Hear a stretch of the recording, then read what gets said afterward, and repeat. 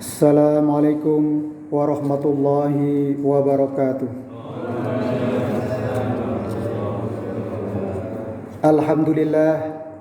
Alhamdulillahilladzi ja'ala syahrul Ramadan sayyida suhur wa anzala fihil Qur'an hudan linnasi wa bayyinatin minal huda wal furqan. Asyhadu an la ilaha illallah wahdahu la syarikalah wa asyhadu anna Muhammadan abduhu wa rasuluh afdalul khalqi wal makhluqat. Allahumma salli wa sallim wa barik ala Muhammad wa ala alihi wa ashabil amjad. Amma ba'du, jamaah salat isya dan salat tarawih rahimakumullah. Puji syukur kita panjatkan kehadirat Allah Subhanahu wa taala atas segala nikmat dan karunia-Nya. Hari ini kita bisa melanjutkan amaliyah Ramadan, yaitu sholat isya berjamaah dan dilanjutkan sholat tarawih.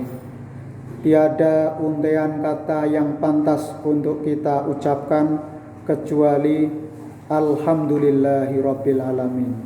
Detik ini, saat ini, nikmat ini terbukti pada diri kita masing-masing. Kita bisa merasakan tadi iftar, nikmatnya haus, dahaga dan lapar. Setelah berkumandang adzan maghrib, terasa farhatani. Orang yang menunaikan siyam Ramadan itu adalah farhatani, akan memperoleh dua kebahagiaan. Kebahagiaan yang pertama adalah di dunia ini, yaitu saat kita iftar tadi, saat kita mendapatkan nikmat, yaitu kesempatan untuk merasakan tenggorokan yang dulu kering. Setelah waktu iftar, waktu berbuka, kita bisa minum dan makan. Ini adalah kenikmatan atau kebahagiaan yang pertama. Kebahagiaan yang kedua bagi shaimun adalah inda liqa'a rabbih, ketika kita berjumpa dengan Allah Subhanahu wa taala. Jadi kenikmatan yang tertinggi di dalam kehidupan kita adalah kenikmatan kelak kita menghadap Allah Subhanahu wa taala biqalbin salim, dengan hati yang bersih beserta seluruh amal ibadah yang kita lakukan. Maka jamaah rahimakumullah, patut kita bersyukur karena kita telah mendapatkan bukti bahwa nikmat itu, kebahagiaan itu terasa ketika kita lapar dan dahaga. Salawat dan salam kita haturkan kepada junjungan kita Nabi Agung Rasulullah Sallallahu Alaihi Wasallam. Semoga kita bisa meneladani akhlaknya, karena misi utama beliau adalah innama bu'itsu liutammima makarimal akhlak. Misi utama Rasulullah Sallallahu Alaihi Wasallam adalah untuk menyempurnakan akhlak budi pekerti manusia, sehingga di dalam pergaulan kita, di dalam seserawungan kita di tengah-tengah masyarakat, kita senantiasa dipandu dengan akhlak yang diteladankan oleh Rasulullah. Baik itu ketika kita menghadapi kebahagiaan, kita tetap berakhlakul karimah. Baik kita mendapatkan ujian, tantangan, hambatan, termasuk juga berupa sakit, maka kita harus senantiasa memegang teguh akhlak yang terpuji, yaitu dengan sabar, dengan selalu duit, selalu memperbanyak duit ya. Doa, usaha, ikhtiar dan tawakal kepada Allah. Segala sesuatu itu harus kita usahakan dengan banyak-banyak kita mempunyai duit ya. Duit yang dimaksud adalah bukan uang, tetapi adalah doa, usaha, ikhtiar dan tawakal kepada Allah. Maka tidak ada suatu yang tidak mungkin di dalam kehidupan kita ini. Semuanya dengan doa akan bisa terrealisasi. Kita mempunyai rumah sakit yang megah seperti ini, tanpa adanya doa, barangkali ikhtiar saja tidak cukup. Maka harus dengan kolaborasi, dengan kesatuan, dengan persatuan, dengan kerjasama, dengan saling melengkapi, maka disinilah bisa tercapai suatu cita-cita dan harapan kita sekalian. Jamaah rahimakumullah, di sepertiga yang kedua ini khatib mau menyampaikan satu wasiat yang diberikan oleh Kanjeng Nabi untuk kita saling berwasiat iman dan takwa kepada Allah Subhanahu wa taala, karena kunci keselamatan, kunci kebahagiaan di dalam kehidupan dunia dan akhirat kita adalah dengan takwa. Ibadah yang kita lakukan muaranya adalah untuk membentuk karakter muttaqin. Sampai puasa yang diserukan kepada kita, ya ayyuhalladzina amanu kutiba alaikumusiyam kama kutiba alal ladzina min qablikum la'allakum tattaqun. Wahai orang-orang yang beriman, diserukan kepada kamu sekalian untuk wajib menunaikan ibadah puasa sebagaimana puasa yang telah dilakukan oleh umat-umat terdahulu. Untuk apa? La'allakum tattaqun, agar kalian sekalian menjadi hambanya yang muttaqin. Jadi ending, output, keluaran yang akan dicapai dari ibadah yang kita lakukan siam Ramadan adalah untuk menjadikan diri kita sebagai pribadi yang muttaqin. Pribadi yang muttaqin adalah pribadi yang utama, karena itu adalah level tertinggi dari status keimanan kita kepada Allah Subhanahu wa taala. Kalau sudah bertakwa, maka bisa mengatasi segala sesuatu. Karena dengan ketakwaan itulah kita akan dibimbing oleh Allah Subhanahu wa taala. Untuk mengarah menuju ketakwaan ini, kita perlu renungkan firman Allah, sabda Nabi Muhammad sallallahu alaihi wasallam, an Aisyata qalat kana Rasulullah sallallahu alaihi wasallam idza dakhala asru ay al-asrul akhiratu minar Ramadan sadda mizarahu wa ahya lailahu wa atqada wa aiqada ahlahu, muttafaqun alaih. Dari Aisyah radhiyallahu an, beliau berkata, adalah Rasulullah sallallahu alaihi wasallam apabila masuk tanggal 10, yakni 10 yang akhir dari bulan Ramadan, beliau bersedia bersungguh-sungguh. Beliau menghidupkan malamnya dan ia bangunkan ahli rumahnya. Syadda mizarahu, itu mengencangkan ikat pinggangnya, sarungnya itu dikencangkan. Tujuannya apa? Ahya